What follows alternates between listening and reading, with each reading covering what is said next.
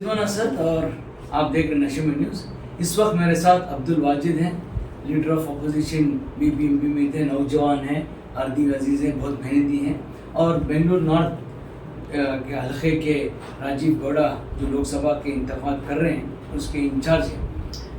अभी नशे में न्यूज़ में आने के लिए आपका बहुत बहुत शुक्रिया। वाजिद, मैं ये पूछना चाहता हूँ कि अभी इलेक्शन आ रहा है, क्या क्या तैयारी हो रही है और क्या है पोजीशन आपकी बेंगलुरु नॉर्थ की कैंडिडेट की? और देखिए, ऑलरेडी राजीव गौड़ा को पहले ही अनाउंस कर चुके हैं। आप जानते हैं यूजुअली 15-20 दिन में अनाउंस करने वाली कांग्रेस पार्टी इस बार थोड़ा जल्दी कर दी है। हमारे पास बहुत वक्त मिला है कैनवास के लिए। इस हिसाब से ऑलरेडी राजीव गौड़ा ने एक पूरे 8 असेंबली में भी एक राउंड उनका कैनवास और लीडरों से मिलने का एक जो है मीटिंग्स वगैरह ख़त्म हो चुके हैं। और कल 4 असेंबलीज में दासरडी में, बैटरनपुरा में, हमारे महालक्ष्मी लेआउट में और मलेश्वरम में हमारे चीफ मिनिस्टर सिद्धरामैया आए थे और बहुत ज़ोर और शोर से प्रोग्राम्स हुए। कहीं पब्लिक मीटिंग हुई, कहीं रोड शो हुआ और दासरडी में भी बहुत बड़ा प्रोग्राम, एक महिला का प्रोग्राम हुआ। इस हिसाब से राजीव गौड़ा का जीतने के चांस इंशाल्लाह बहुत अच्छे हैं और लगता है कि लोग भी उभरते हुए आ रहे हैं और कांग्रेस की तरफ देख रहे हैं और जो हमने कांग्रेस की पार्टी की तरफ से जो गारंटीज़ दी हैं तो उनको एक्सेप्ट कर दिया है और वो गारंटीज़ की वजह से शायद मैं समझता हूँ परसेंट का वोट बढ़ेगा। नहीं, और सबसे खूबी बात यह है कि इस बार कांग्रेस ने अच्छे पढ़े लिखे को, नौजवान को और 3 लोग को दिए, चाहे बेंगलुरु सेंट्रल मंसूर हो या राजीव गौड़ा हो या सुमैया रेड्डी हो। इससे एक मैसेज क्या जाती है कि लोग जो करप्ट थे और जो काम नहीं किए उनको हटा के नए चेहरे को दिए, तो इसमें कितनी आपको एडवांटेज मिला आपको? नहीं, वैसा अगर देखेंगे तो पूरे कर्नाटक के 28 कॉन्स्टिट्यूशन में भी कांग्रेस ने नया बदलाव लाया है। 16 लोग नए हैं, 16 लोग नए हैं और उसमें मैं समझता हूँ 14 या 15 लोग नौजवान 30 साल के जैसे 40 साल के। अभी मंसूर रहा, अभी राजीव गौड़ा प्रोफेसर है, अभी वहाँ सुमैया रेड्डी है, उसके बाजू में रक्षा है, कोलार में मेरा कलीग जो डिस्ट्रिक्ट प्रेसिडेंट गौतम है वहाँ पर गया है। तो इस वजह से नज़रिया यही है कि नया चेहरे को लाया गया और यंगस्टर्स को लेकर आए हैं और कांग्रेस की तरफ जो हमारा कांग्रेस का डेवलपमेंट चल रहा है 1 साल से, जो सिद्धरामैया को मान के चलते हैं लोग, डीके शिव कुमार को मान के चलते हैं लोग, तो इस हिसाब से मैं समझता हूँ जितने की तादाद मैं समझता हूँ ज़्यादा है। गए आप सब जानते हैं कि लास्ट टाइम सिर्फ एक ही सीट हमने जीती थी, अभी इंशाल्लाह हमारा 15 और 20 तक का एक टारगेट है। बेंगलुरु नॉर्थ में कितने हैं वोटर्स और उसमें मुसलमान 4.5 से 5 लाख तक हैं, मुझे उसका इल्म है, तो टोटल वोटर्स कितने हैं? बेंगलुरु नॉर्थ में देखिए 31 लाख वोट्स हैं। It's one of the highest, number 1 biggest constituency of Karnataka और मैं समझता हूँ पूरे इंडिया के टॉप 5 में आता है। 32 लाख वोट्स हैं, 2900 बूथ्स हैं, 8 असेंबली कॉन्स्टिट्यूंसीज हैं, तो बहुत बड़ा हल्का है। और तो उसमें मुसलमान के कितने वोट्स हैं? 4.5-5 लाख हैं। 4-4.5 लाख वोट्स मुसलमान के हैं। बकरीगा की ज़्यादा है, बकरीगा की ज़्यादा वोट है और ज़्यादा तादाद मुसलमानों की पुलकेश नगर में है, हेब्बाल में है, उसके बाद थोड़े बहुत कियाशपुरम और बैटरनपुरा में भी हैं। लेकिन मैं समझता हूँ ये जो 31 लाख जो वोट हैं ये बहुत बड़ा कॉन्स्टिट्यूंसी है, तो इसीलिए ऑलरेडी हमने एक राउंड पूरी जगह ख़त्म, एक कैनवास कर चुके हैं और कंपेयर करेंगे अगर बीजेपी कैंडिडेट को तो हम आगे हैं। नहीं, बीजेपी का कैंडिडेट नहीं है शोभा करंदलाजे, वहाँ सिर्फ और बीजेपी में उसकी मुखालिफत चल रही है और आपका एक बीजेपी का एमएलए भी अब बेंगलुरु नॉर्थ की कैंडिडेट को सपोर्ट कर रहा है, सोमशेखर उन्होंने बोला है। तो ये समझते हैं कि शोभा जो एक असेंबली हल्के से यशवंतपुर से एमएलए में रह चुकी है, तो क्या आप समझते हैं कि बीजेपी को इसका डिसएडवांटेज है और कांग्रेस का एडवांटेज है कि वो बाहर वाली है, उडुपी छोड़ के इधर आई है और राजीव गौड़ा एमपी रह चुके हैं, पढ़े लिखे प्रोफेसर हैं, क्या थोड़ा एडवांटेज है? और वोकलिकास शोभा और राजीव गौड़ा में किसको उठाएं, सब पसंद आएगी? देखिए, अगर आप कैंडिडेट्स को कंपेयर करेंगे तो शोभा वर्सेस राजू गौड़ा देखे जाएंगे तो शोभा तो आप सब जानते हैं कि वो कहीं एमएलसी हुई थी, वहाँ से निकाली गई, फिर वो यशवंतपुर में एमएलए थी, वहाँ से निकाली गई, फिर वो राजाजी नगर में गई, वहाँ से निकाली गई, चिकमंगलूर यूपी में वो एमपी रही और मिनिस्टर है, agriculture minister, cabinet rank minister है, तो उसको हटाया गया है। यानी कि बीजेपी खुद जानती है कि वो विनेबल कैंडिडेट नहीं है, उसको बाई फोर्स ला के इधर ढकला गया है बेंगलोर नॉर्थ में। और गो बैक शोभा का नारा लग रहा है सब जगह भी, यहाँ पे नॉर्थ में भी लगा हुआ है। तो मैं समझता हूँ आते ऑटोमेटिक लोग ही उसको भेज देंगे। गो बैक शोभा का जो नारा है तो वो हम नहीं लगा रहे, कांग्रेस वाले नहीं लगा रहे, वो खुद बीजेपी के कार्यकर्ता लगा रहे। तो मैं समझता हूँ कि बीजेपी ऑल्सो नॉट हैप्पी, तो they don't want Shobha to be there. तो अगर हमारे प्रोफेसर का अगर आप देखेंगे तो उनकी, ये तो बहुत बड़ा प्रोफेसर है, अच्छा ज्ञान वाला है, राज्यसभा मेंबर भी रहा और विजन कमेटी कर्नाटक का वाइस चेयरमैन है और हमारा ऑल इंडिया कांग्रेस का रिसर्च कमेटी का भी वो चेयरमैन रहा। तो मैं समझता हूँ लोग अगर कास्ट वाइज देखेंगे तो भी वो अकेलेगा है, और दोनों को कंपेयर करेंगे तो इसको क्या डेफिनेटली इसको लाइक करेंगे लोग। तो उस हिसाब से माइनॉरिटी, ओबीसी, एससी, एसटी तो इंशाल्लाह कांग्रेस तक रहेगा। ये कोई बात है कि जब भी वे इंतखाब आते हैं तो मुस्लिम का वोटिंग परसेंटेज के बारे में बात उठती है, मुसलमान का वोटिंग परसेंटेज कम होता है, और इस बार क्या कोशिश है कि परसेंटेज बढ़ाया गया है, और क्या क्या ये बूथ में आप क्या कर रहे हैं, प्रोग्राम्स क्या कर रहे हैं?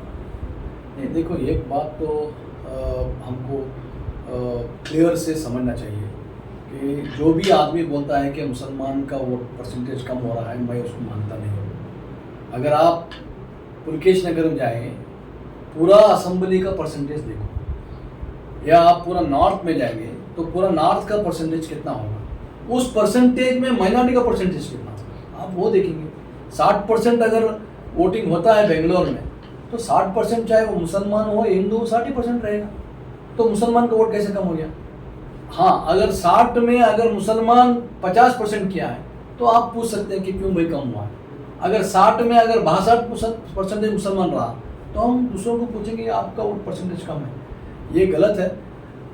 परसेंटेज बढ़ाना चाहिए, हम खुद को बढ़ाना चाहिए, हमारे लोगों को 100% वोट भी कराना चाहिए।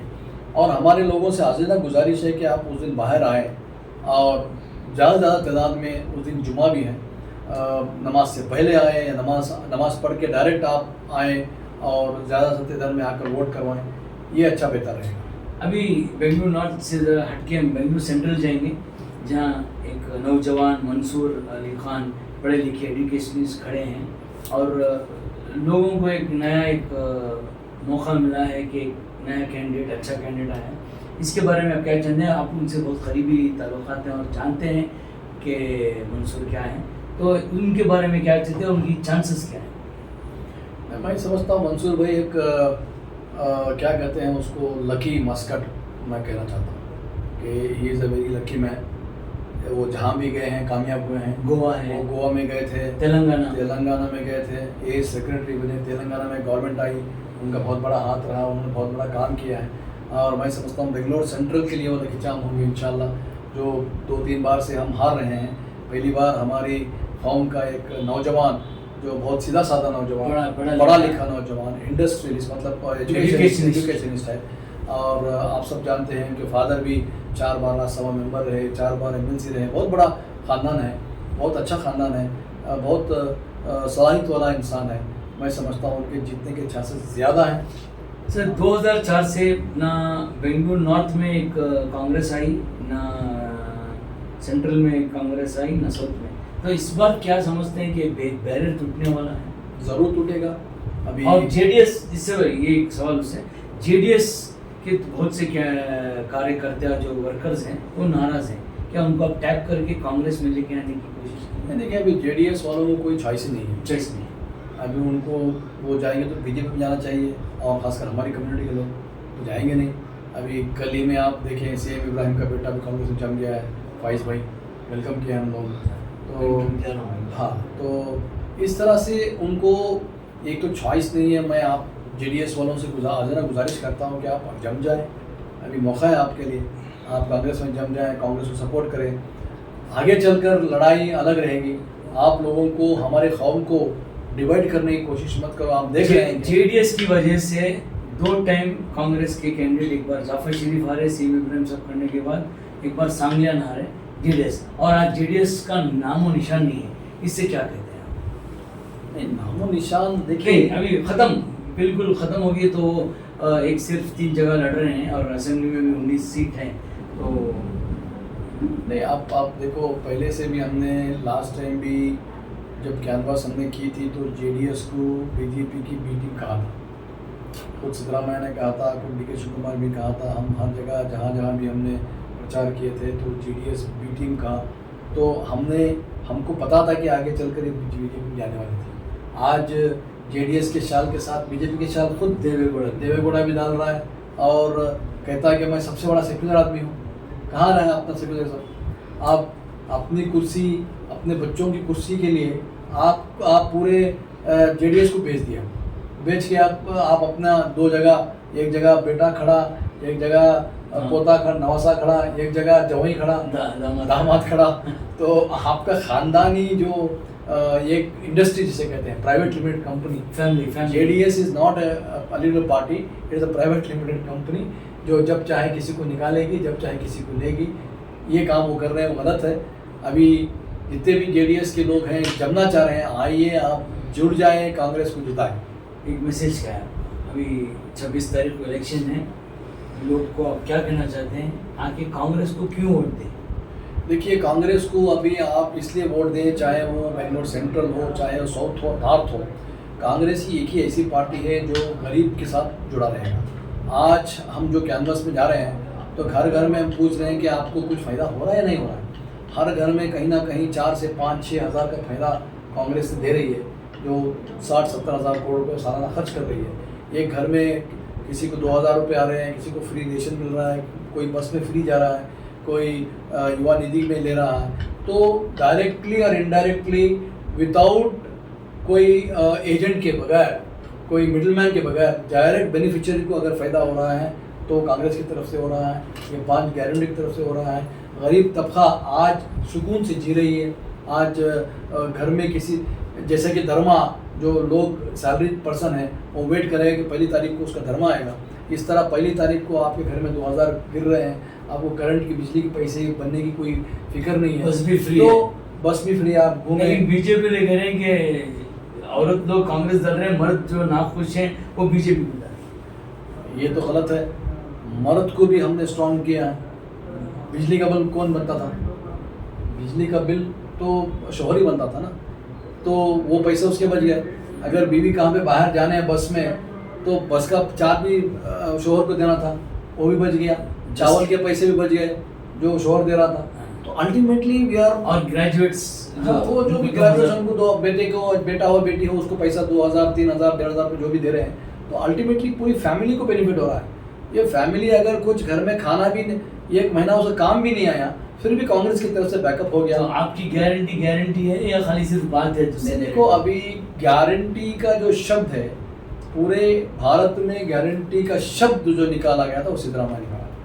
कांग्रेस की तरफ से पूरे देश में पता चला कुछ गारंटी है करके, और हमारा गारंटी हर घर पहुंच रहा है। मोदी का गारंटी खाली पेपर में और टीवी में है। मोदी की एक गारंटी भी सक्सेसफुल नहीं हुई। हमें जो 5 गारंटी थी, 5 भी हमने कर दिखाए। मोदी का डेली एक पेपर में एक गारंटी आ रहा है, पता नहीं होगा नहीं होगा, आगे चलकर देखा जाएगा। आप जानते हैं इससे पहले भी उन्होंने 10 बार 10 गारंटीज बताए थे कि 2 लाख जॉब देंगे, 15 लाख घर में आएंगे, 2 करोड़ जॉब देंगे, 15 लाख घर आएंगे, पता नहीं, जन धन अकाउंट्स ओपन करवाए। वो वही जन धन अकाउंट्स में हमारा पैसा कांग्रेस पे जा रहा है। तो हमारा गारंटी है, और गारंटी का लफ्ज़ पूरे भारत में अगर पहुंचा है तो हमारी गवर्नमेंट तक पहुंचा। कितने सीट्स की उम्मीद है आप पूरे कर्नाटक में? कर्नाटक में मैं समझता हूँ 15 से 20 उम्मीद है इंशाल्लाह। हाँ, अब्दुल वाजिद नशीमुन से बात करने के बहुत बहुत शुक्रिया। अब्दुल वाजिद का कहना है कि 15 या 20 सीट्स की एक उम्मीद है, और इस बार जो कांग्रेस के कैंडिडेट्स हैं पूरे पढ़े लिखे, नौजवान, फिलंथ्रोपिस्ट, एजुकेशनिस्ट हैं, और लोग आके कांग्रेस को भरपूर वोट करें, क्योंकि इनकी 5 जो गारंटी है, जो गारंटी है, वे कहने का मतलब है इनका है, कांग्रेस का गारंटी है। आके उन गारंटी को बहुत लोग को फ़ायदा हो रहा है, और इस फ़ायदे का कैपिटलाइज करके कांग्रेस एक 15 या 20 सीट लेंगे। वक्त ही बताएगा जून 4 को क्या होने वाला है। मैं रिजवान असद, नशीम न्यूज़।